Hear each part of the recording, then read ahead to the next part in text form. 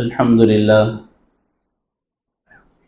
لله نحمده ونستعينه ونستغفره ونؤمن به ونتوكل عليه ونعوذ بالله من شرور أنفسنا ومن سيئات أعمالنا من يهده الله فلا مضل له ومن يضلله فلا هادي له ونشهد أن لا إله إلا الله وحده لا شريك له ونشهد أن سيدنا ومولانا محمدا عبده ورسوله أما بعد فأعوذ بالله من الشيطان الرجيم بسم الله الرحمن الرحيم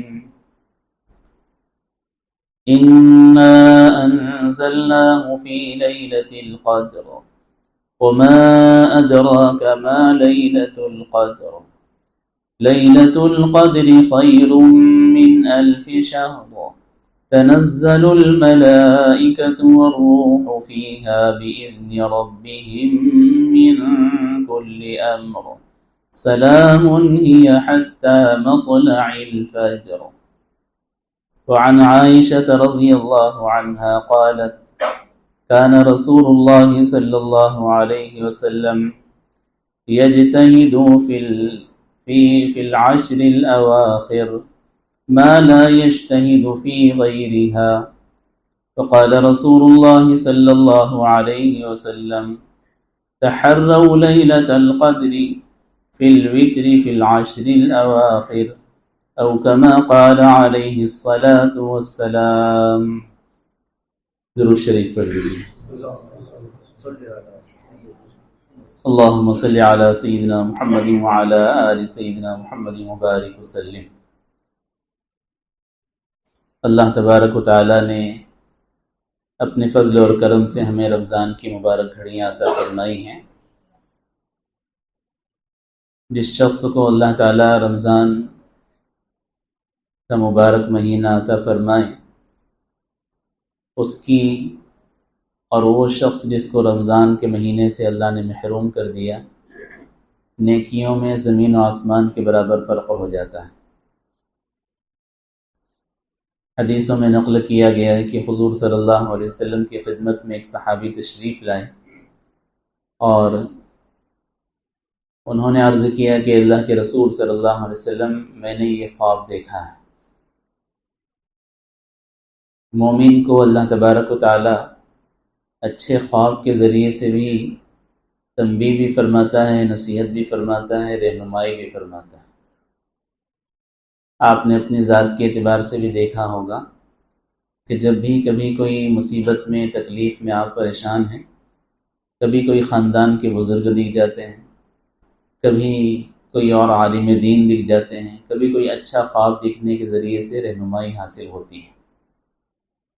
نبوت کا 46واں حصہ کہا گیا ہے. انبیاء کرام علیہ الصلاۃ والتسلیم حاضر ہوتے تھے تو لوگ نبیوں کے پاس پہنچتے تھے اور رہنمائی ہو جاتی تھی. جب نبی نہیں ہیں تو اللہ تعالیٰ مومن بندوں کو خواب کے ذریعے سے مبشرات یعنی خوشخبری کا ذریعہ بنا دیتے ہیں، اور جو خواب ڈراونے ہوں تو ان کے متعلق فرمایا گیا ہے کہ بائیں طرف ہلکا سا تھوک دیں اور اعوذ باللہ من الشیطان الرجیم یا لا حول ولا قوت الا باللہ، یا اردو میں یہ کہہ دیں کہ یا اللہ جو خواب میں مجھے نظر آیا ہے اس کے شر سے حفاظت فرما، تو اس خواب کے شر سے بچ جاتے ہیں. اور خواب کی تعبیر ایسے شخص کو پوچھنا چاہیے، بتلانا چاہیے جو متقی ہو، پرہیزگار ہو اور آپ کا ہمدرد ہو، تاکہ اس کے ذریعے سے اس کا اشارہ اچھا لیا جا سکے. خواب معلق ہوتا ہے، جس طرح سے اس کی تعبیر لی جائے اسی طرح سے اس کی تعبیر ہو جاتی ہے. اس لیے کسی بھی خواب کو دیکھنے کے بعد خود ہی آسمان پر نہیں اڑنا چاہیے، ورنہ بہت سارے لوگ خواب دیکھتے ہیں اور اپنے مقام کا انداز اسی سے لگا لیتے ہیں. مولانا قاسم نانوتوی رحمۃ اللہ علیہ کے زمانے میں کسی نے بتلایا تھا کہ میں نے یہ خواب دیکھا ہے کہ میں امام صاحب کے آگے نماز پڑھ رہا ہوں. مولانا نے کہا کہ انتظار کیجیے، ان قریب حضرت عزرائیل تمہارے پاس تشریف لانے والے ہیں. امام کے آگے جنازہ ہی ہوتا ہے، تو وہ یہ سمجھ رہے ہوں گے کہ امام کے آگے پڑھنے سے ان سے بھی زیادہ اونچا مقام، لیکن اشارہ اس طرف تھا کہ امام کے آگے ہیں تو جنازہ رہے گا۔ بہرحال وہ صحابی نے خواب دیکھا کہ ایک وہ صحابی جو شہید ہوئے تھے اور ایک وہ صحابی جن کا عام حالت میں انتقال ہوا۔ انہوں نے خواب میں یہ دیکھا کہ شہید پہلے ان کا انتقال ہوا تھا اور عام حالت میں جن کا انتقال ہوا بعد میں انتقال ہوا، تو بعد میں جن کا انتقال ہوا وہ جنت میں پہلے داخل ہوئے اور شہید بعد میں داخل ہوئے۔ تو حضور صلی اللہ علیہ وسلم سے پوچھا کہ اس سے ہمیں تعجب ہوا، تو حضور صلی اللہ علیہ وسلم نے ارشاد فرمایا کہ پہلے کے انتقال کے کتنی مدت کے بعد والے کا انتقال ہوا؟ کہا اتنی مدت کے بعد ان کا انتقال ہوا۔ آپ نے فرمایا کہ تم دیکھتے نہیں کہ بعد میں جن کا انتقال ہوا ان کی زندگی میں اتنے رمضان زیادہ ہو گئے تھے۔ تو جس کو اللہ تبارک و تعالی رمضان دیگر لوگوں کی بنسبت عطا فرما دیتا ہے، اس کی اور وہ جو رمضان سے محروم ہو گیا اس کی نیکیوں میں بہت بڑا فرق ہو جاتا ہے۔ لئن شکرتم لازیدنکم، اللہ تعالیٰ کی نعمتوں میں بندہ جب شکر کرتا ہے تو اللہ تعالیٰ نعمتوں میں اضافہ فرماتا ہے۔ ہمیں بھی اللہ تعالیٰ کا شکر ادا کرنا چاہیے، اور صحت اور عافیت کے ساتھ رمضان کا مل جانا بہت بڑی بات ہے۔ حضرت مولانا خلیل احمد سہارنپوری رحمۃ اللہ علیہ کی خدمت کیا کرتے تھے حضرت شیخ زکریا رحمۃ اللہ علیہ۔ انہوں نے لکھا ہے اکابرین کا رمضان، اس میں یہ واقعہ نقل کیا ہے کہ حضرت مولانا خلیل احمد سہارنپوری رحمۃ اللہ علیہ کو جب تراویح کے لیے لایا جاتا تو 70 سال سے زیادہ عمر تھی اور بیماریوں کی وجہ سے، سفر کی وجہ سے بہت کمزور ہو چکے تھے۔ تراویح میں جب کھڑے کر دیے جاتے تو پہلی رکعت اطمینان سے ہوتی، اور وہ خود فرمایا کرتے تھے کہ سجدے میں جب جاتا ہوں اور اٹھنے کا وقت آتا ہے دوسری رکعت کے لیے تو ایسا لگتا تھا جیسا کہ کوئی بہت بڑا پہاڑ چڑھنا ہے، اتنی سخت تکلیف ہوتی تھی، لیکن وہ دوسری رکعت بھی اور ہر رکعت تکلیف کے ساتھ پوری ہوتی تھی اور پورا رمضان ایسے ہی گزرتا تھا۔ اللہ تعالیٰ کا بہت بڑا فضل ہے کہ عافیت سے ہم لوگ کھڑے ہو رہے ہیں۔ اللہ تعالیٰ کے سامنے نمازوں میں کھڑے ہو کر عبادت کرنا یہ بھی اللہ تعالیٰ کا فضل ہے۔ بہت سارے بندے ایسے ہیں جو کسی مرض، کسی عذر کی وجہ سے، بیماری کی وجہ سے، کسی حادثے کی وجہ سے اب اس قابل نہیں کہ کھڑے ہو پاتے ہیں، تو افسوس کرتے ہیں کہ کھڑا نہیں ہوا جا رہا۔ ابھی کچھ روز پہلے میں اکبر چوک میں ایک صاحب کی عیادت کے لیے گیا تھا، تو اس وقت جانے کے بعد وہ گردن نیچے کر کے کافی دیر تک صرف روتے رہے۔ میں نے کہا کہ اطمینان رکھیے، اللہ تعالیٰ آپ کو شفا دے دے گا۔ وہ کہنے لگے بیماری کی اتنی تکلیف نہیں جتنی تکلیف رمضان کے چھوٹنے کی ہے، تراویح نہیں پڑھ پا رہا ہوں، روزے نہیں رکھ پا رہا ہوں، اس کی تکلیف بہت زیادہ ہے۔ حضرت مولانا غلام محمد وستانوی صاحب دامت برکاتہم، جن کو لقب دیا گیا خادم القرآن کا، بہت بڑی خدمت اللہ تعالیٰ ان سے لے رہا ہے۔ اللہ تعالیٰ اپنے بڑوں کی قدر کرنے کی ہمیں توفیق عطا فرمائے۔ مولانا کا ہفتے میں 2 مرتبہ ڈائلیسس ہو رہا ہے، اور ڈائلیسس میں جسم کا خون صاف کیا جاتا ہے مشین سے۔ اس حالت میں وقفے کے اعتبار سے کچھ چیزیں، دوائیں بھی اور کھانے پینے کی چیزیں ڈائلیسس کے مریضوں کے لیے تیار رکھی جاتی ہیں۔ ذرا بھی طبیعت میں کچھ کمی زیادتی ہو فوراً وہ چیزیں دے دی جاتی ہے تاکہ کنٹرول ہو۔ مولانا کے ڈاکٹر نے اور طبیب نے مولانا سے رمضان کے پہلے روزے کے وقت درخواست کرتے ہوئے کہا تھا، مولانا آپ کا ڈائلیسس 2 مرتبہ ہو رہا ہے، آپ اس قابل نہیں کہ رمضان کے روزے رکھیں، اور رمضان کے روزے اگر آپ رکھیں اور اس حالت میں اگر آپ کا ڈائلیسس ہوگا تو آپ کی جان کا خطرہ رہے گا۔ مولانا نے کہا کہ آپ یہ کہہ رہے ہیں کہ روزہ رکھوں گا تو جان کا خطرہ، نہ رکھوں گا تو میرے لیے بہتر، اور میں تم کو بتلاتا ہوں مجھے یہ خطرہ ہے کہ روزہ نہ رکھوں گا تو مر ہی جاؤں گا، روزہ نہ رکھوں گا تو مر ہی جاؤں گا۔ یہ وہی شخص کہہ سکتا ہے جس کو عبادت کے چھوٹنے کا اتنا قلق اور افسوس ہو کہ سوچے کہ میری زندگی ہی عبادت کے بغیر نہیں ہے۔ ہمیں بہت اللہ تعالیٰ کا شکر ادا کرنا چاہیے۔ آج کم عمری میں بھی ایسی ایسی بیماریاں ہو رہی ہیں کہ روزے نہیں رکھ پا رہے۔ ہم جس حالت میں اللہ تعالیٰ کا شکر ادا کریں۔ حدیث میں فرمایا گیا 2 نعمتوں میں لوگ اکثر غفلت میں پڑے ہوئے، صحت اور فراغت۔ جب آدمی فارغ ہوتا ہے تو اس وقت کی قدر نہیں کرتا، اور جب کسی الجھن میں اور پریشانی میں مشغول ہو جاتا ہے تو سوچتا ہے کہ کاش کہ پہلے عبادت کر لیتا۔ اس لیے فرمایا گیا ہے کہ جوانی ہے تو بڑھاپے کا انتظار مت کرو، صحت ہے تو بیماری کا انتظار مت کرو، زندگی ہے تو موت کا انتظار مت کرو، مالداری ہے تو غربت کے انتظار میں مت بیٹھو۔ مالداری دی اللہ نے پھر عبادت نہیں کر رہے ہیں تو کیا غربت کے انتظار میں ہو؟ غریب عبادت نہیں کر رہا ہے تو وہ یہ انتظار نہ کرے کہ مالدار ہو جاؤں گا تب کروں گا، کیا پتا کہ اللہ مالداری دے دے اور عبادت کی توفیق چھین لے۔ کتنے لوگ ایسے ہیں کہ جن کا یہ حال تھا، غریب تھے تو نیکیاں خوب کیا کرتے تھے، مالداری ہو گئی تو اب فرصت ہی نہیں۔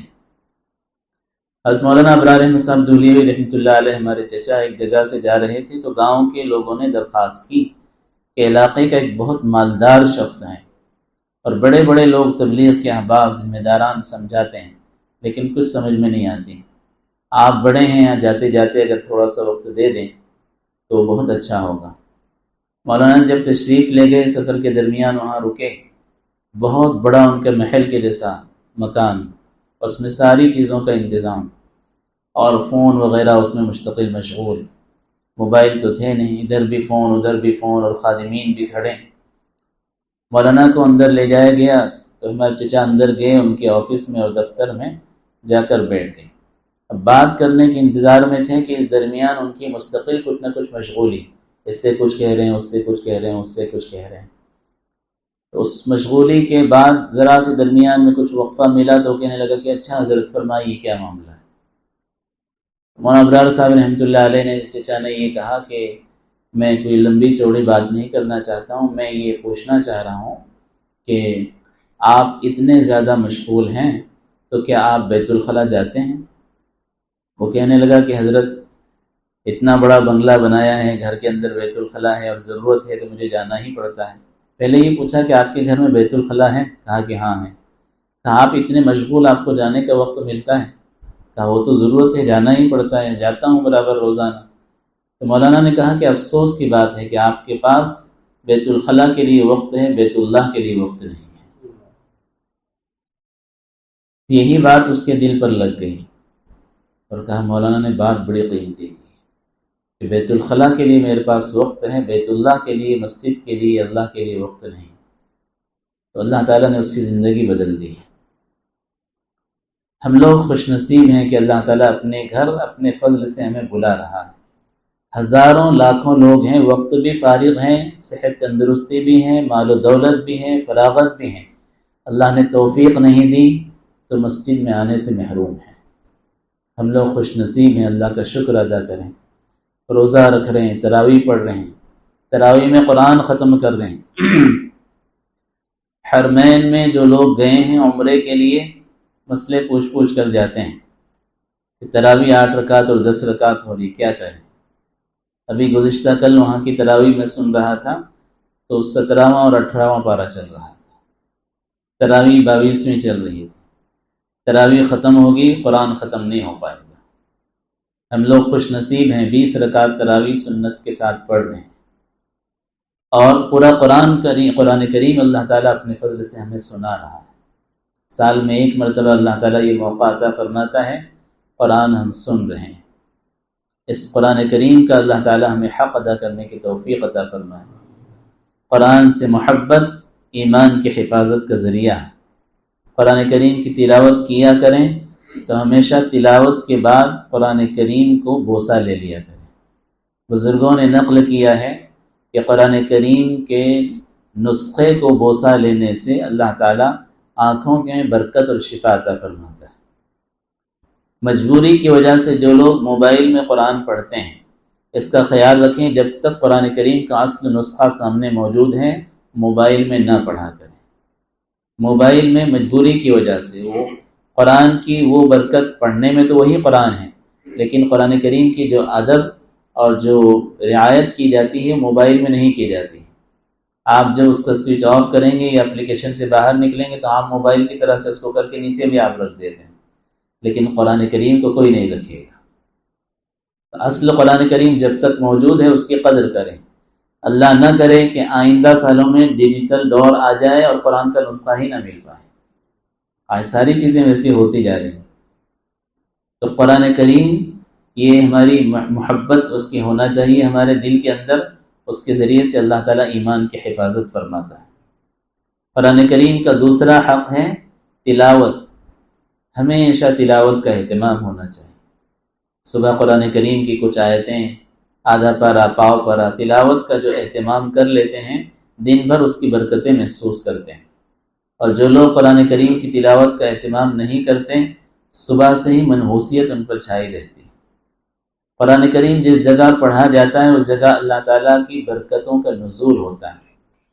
اسید ابن حضیر قرآن پڑھ رہے تھے اور ان کے سامنے ان کا ہی گھوڑا اچانک بدکنے لگا، تو قرآن بند کر دیا۔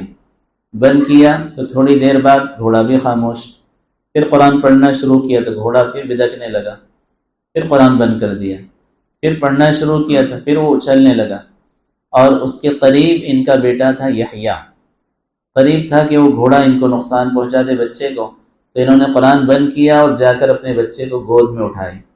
تو باہر جب نکلے تو آسمان پر نظر اڑی تو دیکھا انہوں نے کہ قندیل کی طرح سے چمکدار روشن کچھ چیزیں نیچے اتر رہی تھی۔ صحابہ رضی اللہ عنہم ہمیشہ کوئی معاملہ پیش آیا کہ حضور صلی اللہ علیہ وسلم کی خدمت میں پہنچتے تھے۔ اللہ کے رسول صلی اللہ علیہ وسلم رات میں ایسا معاملہ ہوا، آپ نے فرمایا اسید تو قرآن پڑھتا ہی رہتا۔ مراد یہ تھا کہ اے اسید قرآن پڑھتے رہنا تھا۔ آگے آپ نے فرمایا کہ اسید اگر تم صبح تک قرآن پڑھتے رہتے تو لوگ اپنی نظروں سے دیکھتے کہ اللہ کے فرشتوں کا نزول ہو رہا تھا۔ ہمارے گھروں میں ہم موبائل بجاتے ہیں، دن رات ہمارے بچوں کے ہاتھوں میں موبائل دے دیتے ہیں، وہ کیا کیا چیزیں سنتے ہیں، دیکھتے ہیں، میوزکیں ہمارے گھر میں ہو رہی ہیں، دنیاوی گفتگو ہو رہی ہیں، لیکن قرآن کریم کی تلاوت آواز سے ہم نہیں کرتے، اس کی برکتیں نہیں آتی۔ تو قرآن کریم جو بھی آپ پڑھتے ہیں آواز سے پڑھا کریں، اور اپنے پاس روزانہ قرآن کریم کی تلاوت کے وقت پانی کی ایک بوتل خود ہی رکھا کریں۔ جتنا آپ قرآن پڑھتے ہیں آپ اسی پر پڑھ کر پھونکیں، وہ خود قرآن کریم کا پڑھا ہوا اتنا برکت والا پانی ہوگا کہ انشاءاللہ شفا کا ذریعہ ہوگا۔ قرآن کریم میں 6 آیتیں ہیں جس میں شفا کا تذکرہ ہے۔ التھانوی رحمۃ اللہ علیہ نے فرمایا کہ وہ مومن کو یاد رکھنا چاہیے شفا کی آیات ہیں، اور شفا کی آیتیں پڑھنے سے اللہ تعالیٰ شفا عطا فرماتا ہے۔ تو قرآن کریم کے یہ حقوق ہیں، اس کا ہم کو خیال رکھنا چاہیے۔ رمضان میں اس کا خصوصی طور سے رمضان کے مہینے سے تعلق ہے۔ سورہ قدر میں اللہ تعالیٰ نے ارشاد فرمایا انا انزلناہ فی لیلۃ القدر، ہم نے قرآن کریم کو نازل کیا ہے لیلۃ القدر میں۔ وما ادراک ما لیلۃ القدر، آپ کو کیا خبر کہ لیلۃ القدر کیا ہے؟ لیلۃ القدر خیر من الف شہر، لیلۃ القدر 1000 مہینوں سے افضل ہے۔ تنزل الملائکۃ والروح فیہا بإذن ربہم من کل امر، ملائکہ اور حضرت جبریل علیہ السلام، ملائکہ تو ہیں ہی عمومی، لیکن ان کے سردار جو حضور کی خدمت میں آیا کرتے تھے، حضور صلی اللہ علیہ وسلم کے بعد وحی کا سلسلہ منقطع ہو گیا، تو جبریل علیہ السلام زمین پر نہیں آیا کرتے، لیکن شب قدر میں آتے ہیں۔ روح القدس جہاں ان کو کہا گیا ہے، وہ تشریف لاتے ہیں، ہر خیر کو لے کر آتے ہیں، اور مومنین کے اوپر سلامتی ہوتی ہے طلوع فجر تک، فجر کا وقت جب تک ہوتا ہے، فجر صبح صادق کا جب تک وقت ہوتا ہے، جب تک لیلۃ القدر کی برکتیں ہوتی رہتی ہیں۔ نبی کریم صلی اللہ علیہ وسلم نے اعتکاف فرمایا پہلے عشرے کا، اس کے بعد دوسرے عشرے کا، اس کے بعد دوسرے عشرے کے اخیر میں آپ نے اپنے ترکی خیمے سے سر نکالا اور صحابہ سے فرمایا کہ میں نے اعتکاف کیا پہلے عشرے کا شب قدر کی تلاش میں، پھر دوسرے عشرے کا کیا، مجھے کسی بتلانے والے نے یعنی فرشتے نے بتلایا کہ شب قدر اخیر عشرے میں ہے، اس لیے میرے ساتھ جو بھی اعتکاف کر رہے ہیں وہ اخیر عشرے کا اعتکاف کر لیں۔ صحابہ رضی اللہ عنہم حضور صلی اللہ علیہ وسلم کے ساتھ اعتکاف فرمایا کرتے تھے تاکہ حضور صلی اللہ علیہ وسلم سے اعتکاف میں عبادت کا طریقہ سیکھ لیں۔ ہمارے ہاں اللہ تعالیٰ کا بہت بڑا فضل ہے، شہر دھولیاں میں کسی جگہ پر اتنی ترتیب سے اعتکاف نہیں ہوتا جو یہاں پر ہوتا ہے۔ اللہ تعالیٰ قبول فرمائے۔ اعتکاف میں بہت ساری مسجدوں میں بڑی تعداد میں اعتکاف والے بیٹھتے ہیں، لیکن تربیت کا کوئی خاص نظام نہ ہونے کی وجہ سے لوگ بیچارے اپنے اپنے انفرادی اعمال کرتے ہیں اور کچھ سیکھنا سکھانا اور تربیت نہیں ہو پاتی۔ لیکن جہاں پر یہ اجتماعی نظام ہوتا ہے، دیگر بڑے شہروں میں بھی، گجرات میں بھی کئی جگہ ہوتا ہے، ہمارے یہاں پر الحمدللہ یہ سلسلہ ہے، تو یہاں اعتکاف میں بیٹھنے والوں کو دیگر جگہوں پر بیٹھنے کی بنسبت زیادہ فائدہ حاصل ہوتا ہے۔ اس میں ایک نظام کے طریقے پر ہم لوگ چلتے ہیں، تو اس میں معتکفین کو موقع کے اعتبار سے سیکھنا سکھانا، اصلاحی تربیت، اخلاق، اعمال، لین دین، معاشرت، ساری چیزوں کے اعتبار سے مجلسیں دن بھر ہوتی رہتی ہیں، تعلیم ہوتی رہتی ہے، ذکر ہوتا رہتا ہے، تو اس سے فائدہ زیادہ ہوتا ہے۔ بہت خوشی ہوئی سن کر کے الحمدللہ تقریباً 50 آدمی یہاں پر اعتکاف میں بیٹھے ہیں۔ شہر دھولیاں میں کسی مسجد میں اتنی بڑی تعداد میں معتکفین نہیں ہوں گے۔ معتکفین کا مقام بہت اونچا ہے۔ وَعَهِدْنَا إِلَىٰ إِبْرَاهِيمَ وَإِسْمَاعِيلَ أَن طَهِّرَ بَيْتِيَ لِلطَّائِفِينَ وَالْعَاكِفِينَ وَالرُّكَّعِ السُّجُودِ۔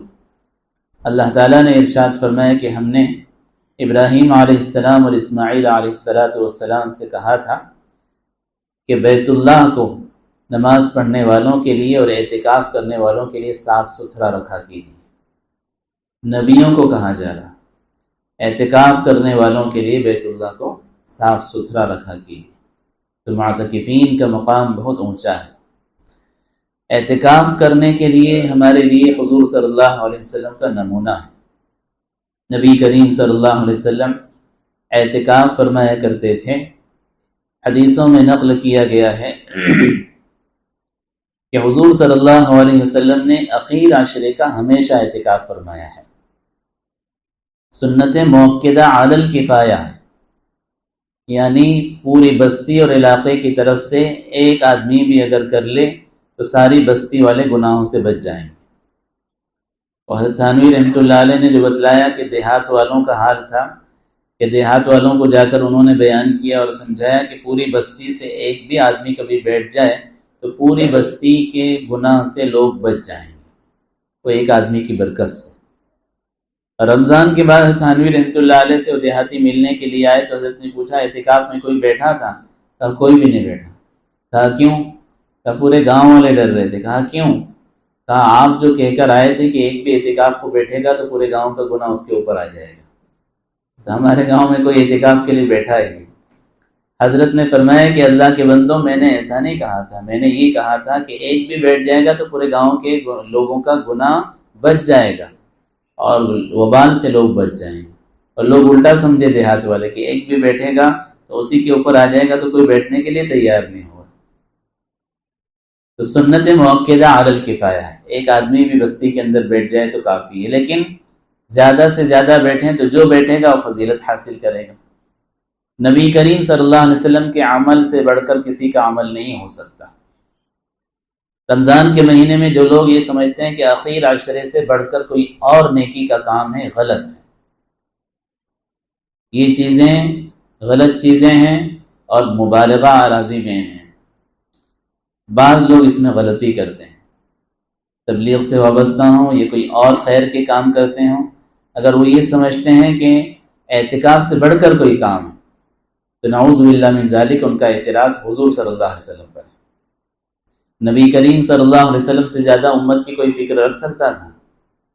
آپ صلی اللہ علیہ وسلم جب ہمیشہ اخیر عشرے کا آپ نے اعتکاف فرمایا ہے تو اس سے بڑھ کر کوئی عمل نہیں ہے۔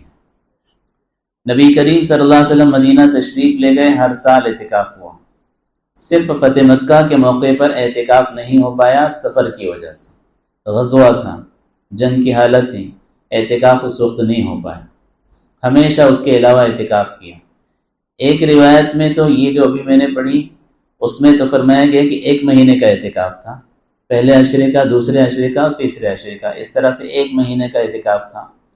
وفات سے پہلے حضور صلی اللہ علیہ وسلم نے 2 عشرے کا اعتکاف فرمایا تھا، اور ہمیشہ جو آپ کی عادت تھی مدینہ المنورہ جانے کے بعد اخیر عشرے کے اعتکاف کی عادت تھی۔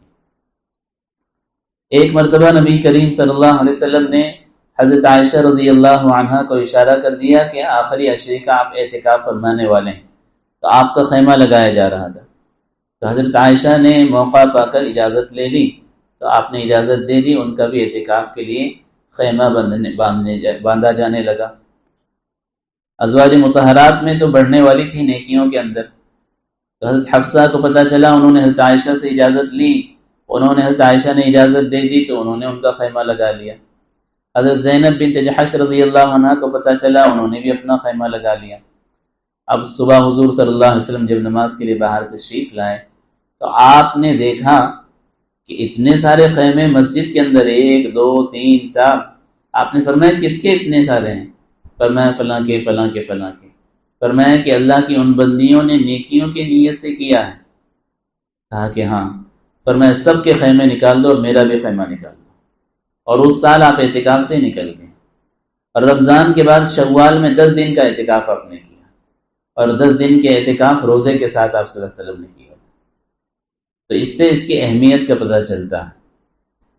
اعتکاف کے حالت میں جو بندہ مسجد میں ہوتا ہے اللہ تعالیٰ اس کو سب نیکیاں عطا فرماتا ہے، باہر رہ کر جنازے میں جانے کا ثواب، باہر رہنے کے بعد مریض کی عیادت جو کیا کرتا تھا، لوگوں کو افطار بانٹنے کے لیے جاتا تھا، صدقات و خیرات کیا کرتا تھا، جو بھی نیکی کے کام کرتے تھے وہ سارے نیکی کے کام نہ کرنے کے باوجود معتکف کو ملتے رہتے ہیں۔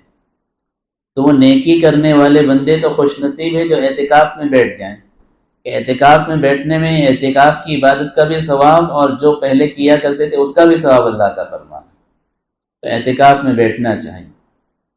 جو لوگ پورے عشرے کا اعتکاف کر رہے ہیں، 20ویں روزے کے ختم ہونے سے پہلے اگر یہاں آ چکے تھے اور نیت ان کی ہو چکی تھی کہ میں اخیر عشرے کا مکمل سنت موقدہ اعتکاف کر رہا ہوں، ان کا اعتکاف ہو گیا، شروع ہو گیا۔ اللہ تعالیٰ عافیت سے پورا فرما دے۔ یہ جو پورے عشرے کا اعتکاف ہے، یہ روزہ اس کے لیے شرط ہے۔ کسی دن اگر کسی کا روزہ ٹوٹ گیا تو اس کا اعتکاف بھی ٹوٹ جائے گا۔ روزہ اس کے ساتھ میں شرط ہے اخیر عشرے کا۔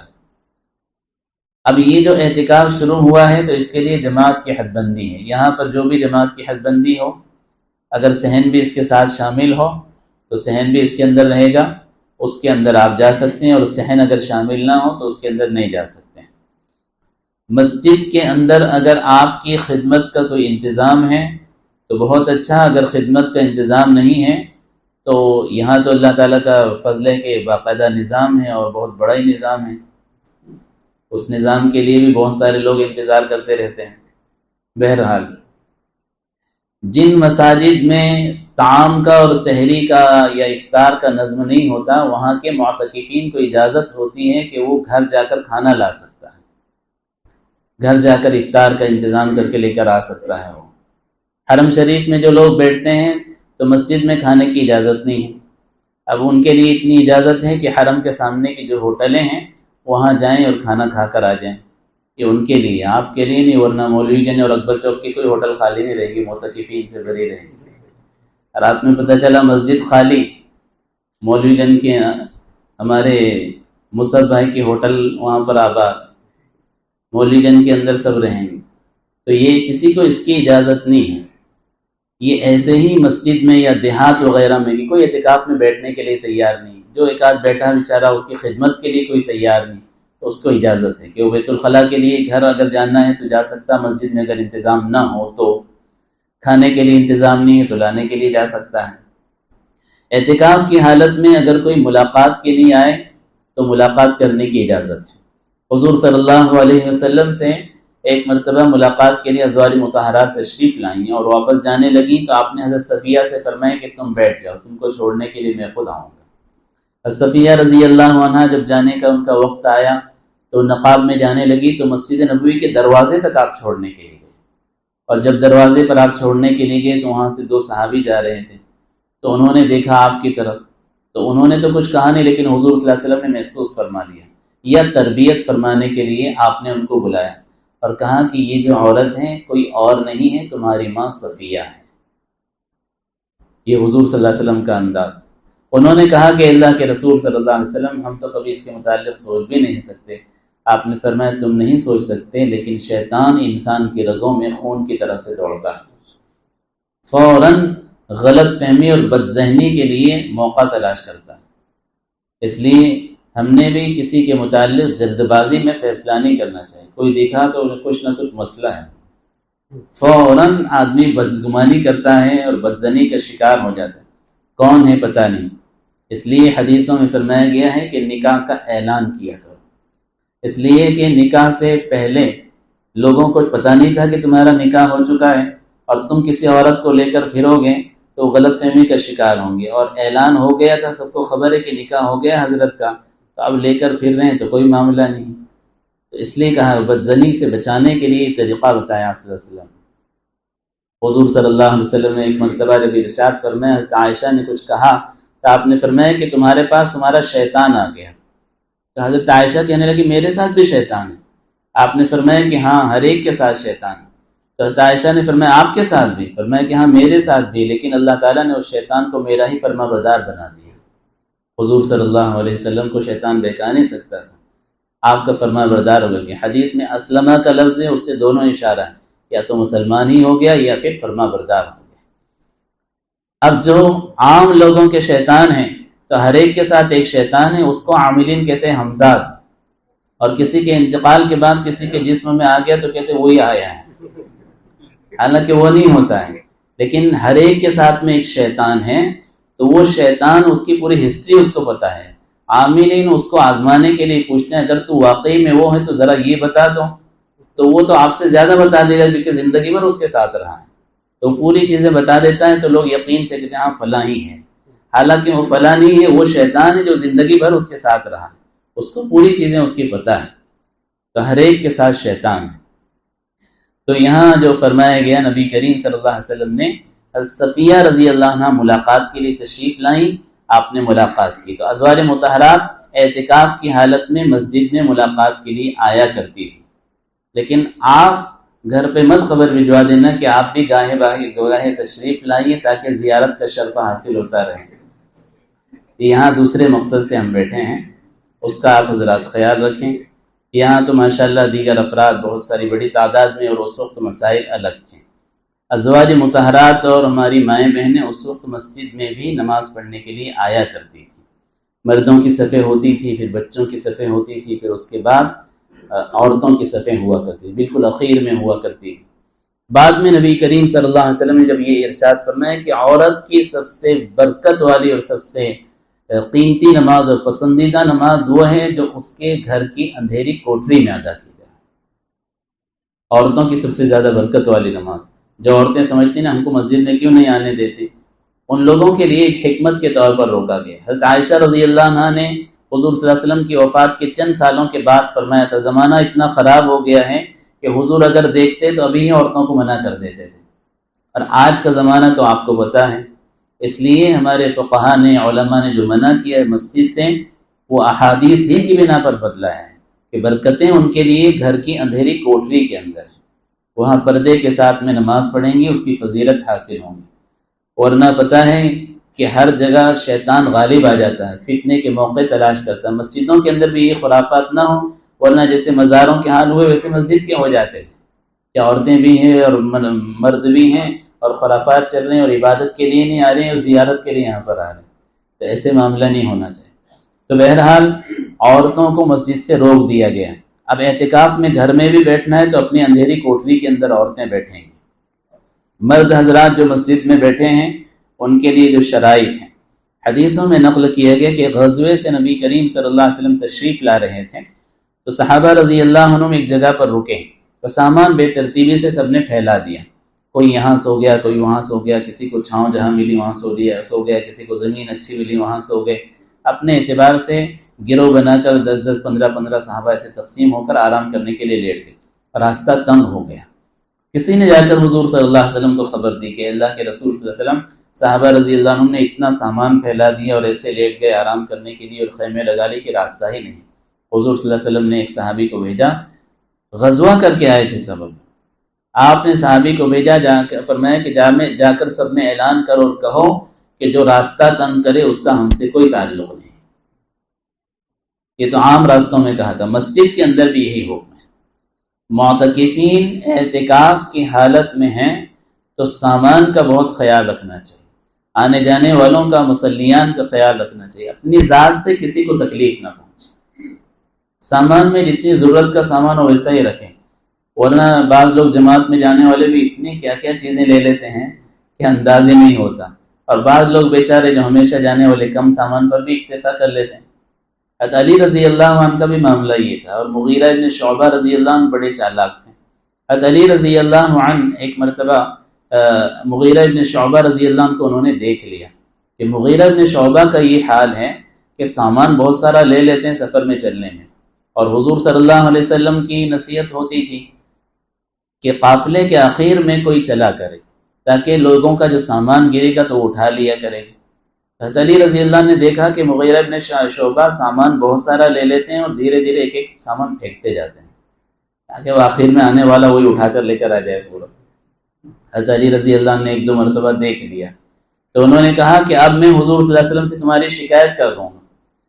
تو مغیرہ ابن شعبہ اتنے چالاک تھے، کہنے لگے کہ اگر تم نے حضور صلی اللہ علیہ وسلم سے شکایت کر دی تو امت محمدیہ کا بہت بڑا نقصان کا گناہ تمہارے اوپر آئے گا۔ کہا کیسے؟ کہا کبھی حضور صلی اللہ علیہ وسلم نے منع کر دیا کہ آج کے بعد قافلے کے آخر میں کوئی نہیں رہے گا تو قیامت تک جتنے لوگوں کے سامان گریں گے اس کا وبال تمہارے اوپر آئے گا۔ حضرت علی نے کہا کہ اب نہیں منع کروں گا۔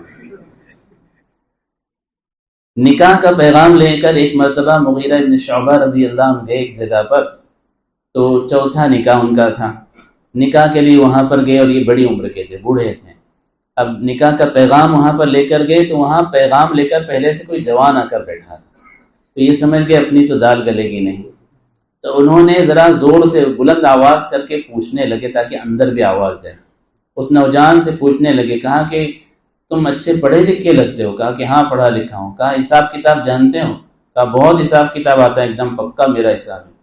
کہا ایسا کچھ غلطی نہیں ہوتی؟ نہیں، کبھی بھولتا بھی نہیں ہو، کوئی غلطی بھی نہیں ہوتی۔ کہا تمہارا یہ حال ہے اور میرا یہ حال ہے کہ اتنے دینار درہم آتے ہیں، کبھی تکیے کے نیچے بھول جاتا ہوں، کبھی طاق میں بھول جاتا ہوں، کبھی کہیں بھول جاتا ہوں۔ تو اندر سے نوجوان لڑکی پیغام بھیجتی ہے، بوڑھا آدمی پسند ہے، اتنے ذہین صحابی تھے۔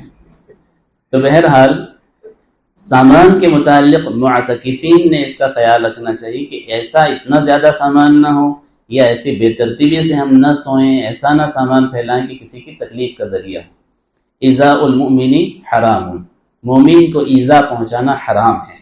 اللہ کے گھر میں رہ کر اگر ہم اس طریقے سے رہ رہے ہیں کہ آنے والوں کو تکلیف ہو رہی، بار بار اعلان کی ضرورت پڑ رہی، اپنے سامان ہٹاؤ، ترتیب سے رکھو، کسی کو تکلیف نہ ہو، تو یہ مناسب نہیں ہے۔ معتکفین خصوصی طور سے اس کا خیال رکھیں۔ اعتکاف کی حالت میں آپ جماعت خانے سے باہر جا سکتے ہیں صرف اپنی طبعی ضرورت کے لیے۔ طبعی ضرورت سے مراد یہ کہ پیشاب کی ضرورت ہو، بیت الخلاء کی ضرورت ہو، وضو ٹوٹ جائے، وضو کرنے کے لیے جانا ہے، آپ کو اچانک غسل کی حاجت ہو گئی، غسل کرنے کے لیے جانا ہے تو اجازت ہے۔ لیکن افطار کرنے کے بعد صرف ہاتھ دھونے کے لیے آپ باہر جائیں گے تو آپ کا اعتکاف سے ہاتھ دھونے کا خطرہ ہو جائے گا، اعتکاف سے ہاتھ دھو لیں گے آپ۔ اس لیے معتکفین کے لیے بہتر ہے کہ اگر کہیں پر یہیں پر نظم ہو جائے۔ اسی طرح سے صرف کلی کرنے کے لیے وہاں جانا یہ مناسب نہیں ہے۔ اسی طرح سے آپ بیڑی پینے کے لیے اور سگریٹ پینے کے لیے جماعت خانے سے باہر باقاعدہ نکل رہے ہیں تو اعتکاف فاسد ہونے کا خطرہ ہے۔ جو لوگ پوڑی کھاتے ہیں، بیڑی پیتے ہیں، سگریٹ پیتے ہیں اور اس کے بغیر رہا بھی نہیں جاتا، تو ان کے لیے اتنی گنجائش ہے کہ مغرب کے بعد میں، افطار کے بعد میں جب استنجا یا بیت الخلاء کے لیے جائیں تو اس درمیان کر لیں، جیسے اکثروں کی عادت وہی ہوتی ہے۔ بیت الخلاء میں جاتے جاتے ہی ایک کش ان کا ہو جاتا ہے۔ تو اگر ایسی کوئی ترتیب بن جائے تو آپ کا وقت بھی ضائع نہیں ہوگا اور اعتکاف بھی فاسد نہیں ہوگا۔ آپ جا رہے ہیں بیت الخلاء کے لیے یا وضو کے لیے اور درمیان کے اندر کسی سے بات چیت کے لیے کھڑے ہو گئے تو آپ کا اعتکاف ٹوٹ جائے گا۔ جاتے جاتے صرف سلام کلام ہو اور آپ اپنے کام کے اندر مشغول ہیں تو کوئی حرج نہیں، لیکن وہاں کھڑے ہو گئے اور امریکہ اور جاپان کی شروع کر دی تو آپ کا اعتکاف فاسد ہو جائے گا، وہ اعتکاف کی غرض آپ کی ختم ہو جائے گی۔ جو لوگ غسل کے اتنے عادی ہیں اور ان کی طبعی ضرورت بن گئی ہے کہ اگر غسل نہ کریں گے تو تکلیف ہو جائے گی، جلد کے کوئی معاملات ہیں، یا یہ ڈر سے اعتکاف ہی میں نہیں بیٹھتے ہیں کہ مجھے روزانہ نہانے کی عادت ہے اور اعتکاف میں بہت سخت شرائط ہے تو میں اعتکاف میں نہیں بیٹھ سکتا، تو طبعی ضرورت جن کی بن گئی ہے ان کے لیے اتنی گنجائش ہے کہ وہ اپنے کسی ساتھی سے جو باہر والے ہوں ان سے درخواست کر لیں کہ وہ جا کر غسل خانے میں پانی وغیرہ تیار رکھ دیں، اور یہ جا کر کم وقت میں جتنا وقت وضو کے لیے لگتا ہے اتنے وقت میں جلدی سے پانی بہا کر آ جائیں۔ جمعہ کے جیسے اطمینان سے نہیں بیٹھنا ہے، کم وقت کے اندر فارغ ہو کر جلدی سے آ جائیں، اس کی گنجائش ہے۔ اعتکاف کی حالت میں مسجد کے اندر رہیں تو مسجد کے اندر گفتگو کی، خیر خیریت کی، کوئی لین دین کے آپ کے معاملات ہیں اس کی اجازت ہے، لیکن باقاعدہ مسجد میں ہی تجارت نہ شروع کر دیں کہ یہیں سامان منگا لیے اور بیگ کے اندر رکھیے اور دھیرے دھیرے ایک ایک اعتکاف کرنے والے کو پہناتے جا رہے ہیں، تو ایسی چیزیں نہیں ہونا، ورنہ بعض معتکفین اتنے چالاک ہوتے ہیں کہ کہاں کیا کرنا چاہیے برابر وہ کر لیتے ہیں، اپنی لائن لگا لیتے ہیں کہتے ہیں نا، تو ایسی چیزیں نہیں ہونا چاہیے۔ اعتکاف کی حالت میں اپنے کوئی معاملات ہیں، موبائل پہ بات چیت کرنا ہے، مختصر بات چیت کی گنجائش ہے، لیکن اتنی زیادہ بات چیت، اتنی زیادہ گفتگو، لوگوں کے ساتھ اتنا زیادہ بیٹھنا اعتکاف کے مقصد کو ختم کرنے کا ذریعہ ہوتا ہے۔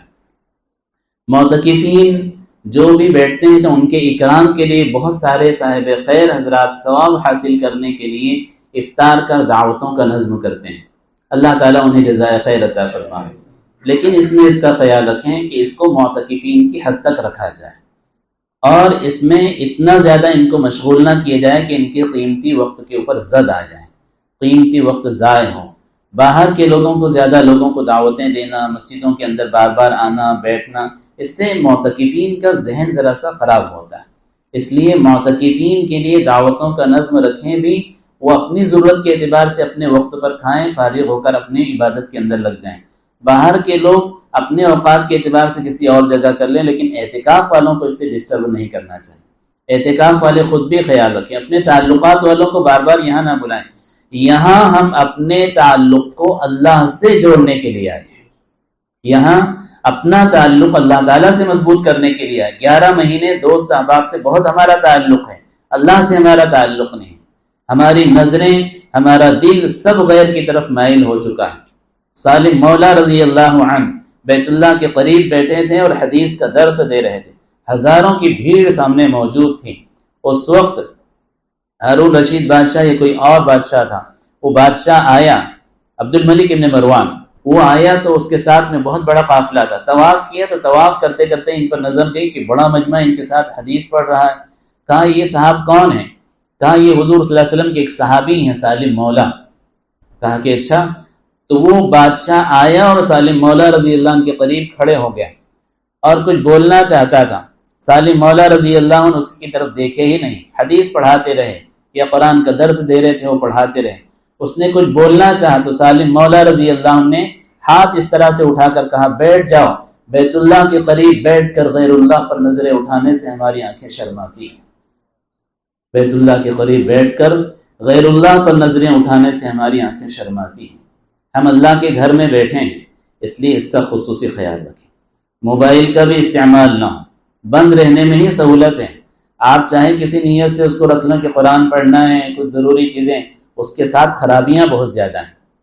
انٹرنیٹ چالو ہوگا آپ کی ضرورت کے لیے اور اس کا میسج اور باہر کی یہ خبر اور باہر کا یہ ٹینشن اور یہاں یہ چل رہا اور یہاں یہ کھڑا ہو رہا اور وہاں وہ بیٹھ رہا، یہ مستقل سلسلہ اعتکاف میں بھی شروع ہو جائیں گے، تو بند رہے تو اسی میں آپ کے لیے عافیت ہے۔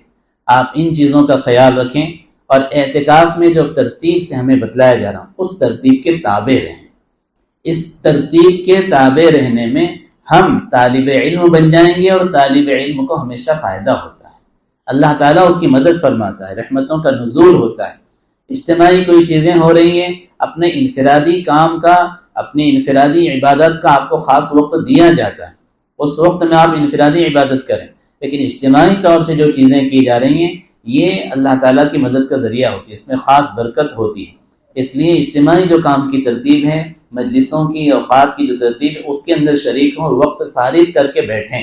آپ کو پتہ ہے کہ فلاں وقت کے اندر ہماری مجلس روزانہ شروع ہوگی، اس وقت میں سے پہلے اٹھنا، فارغ ہو کر آ جانا اور اس مجلس کے اندر شریک ہونا یہ ذمہ داری ہے، ورنہ آپ اپنے اعتبار سے اطمینان سے اٹھ رہے ہیں، بار بار کسی کے کہنے کی ضرورت، پھر اختلافات، ناراضگیاں، جھگڑے، یہ چیزیں بالکل نہیں ہونا چاہیے۔ اور شیطان موقع کی تلاش میں ہوتا ہے کہ کسی طرح سے کہیں سے تمہاری نیکیوں کو برباد کرے۔ اعتکاف کی حالت میں بھی آپس میں کسی چیز کو غلط فہمی کی وجہ سے یا کسی بھی معاملے میں ہو بھی سکتا ہے کہ آپ پر کوئی ناانصافی کر رہا ہے یا غلط بات اس نے کہہ دی، لیکن آپ سمجھیں کہ میں اللہ کے گھر میں بیٹھا ہوں، کسی سے الجھنا نہیں، کسی سے بحث و مباحثہ کرنا نہیں۔ اگر اصلاح کی کوئی چیز ہے، اپنے بڑے موجود ہیں، ان سے آپ اشارتاً کہہ دیں کہ فلاں صاحب ایسی ایسی غلطیاں کر رہے ہیں، آپ ان کی اصلاح فرمائیں۔ یہ بڑے حضرات ہیں، انشاءاللہ اصلاح بھی ہو جائے گی اور کوئی جھگڑے اور اختلافات نہیں ہوں گے۔ عافیت سے ہمارا پورا عشرہ گزر جائے، اس کی ہمیشہ دعا کرتے رہنا چاہیے، ورنہ کتنی مسجدیں اعتکاف میں بیٹھے ہیں اور مسجد میں جھگڑے ہو رہے ہیں، اعتکاف میں بیٹھے ہیں مسجد کے اندر آپ سے تنازع کے اندر اور بات چیت بند اور نہ جانے کیا کیا چیزیں چل رہی ہیں، تو ایسی چیزیں نہیں ہونا چاہیے۔ آپ حضرات خوش نصیب ہیں، اللہ تعالیٰ نے یہ موقع عطا فرمایا ہے، اور آئندہ کے لیے بھی ہمیشہ عزم رکھیں، جب تک اللہ نے صحت تندرستی دی انشاءاللہ ہم لوگ بیٹھتے رہیں، سب کریں گے کوشش۔ اخیر عشرے کا اعتکاف جو لوگ کر رہے ہیں وہ لوگ بہت اچھے ہیں، جو لوگ کسی مجبوری کی وجہ سے نہ کر پائیں تو وہ کم سے کم 2 دن 3 دن 1 دن کا اعتکاف کریں۔ اس کی ترتیب یہ ہوگی کہ آپ مغرب سے پہلے یہاں پر آ جائیں اور آئندہ اگلے دن مغرب کے بعد تک یہاں پر رہیں۔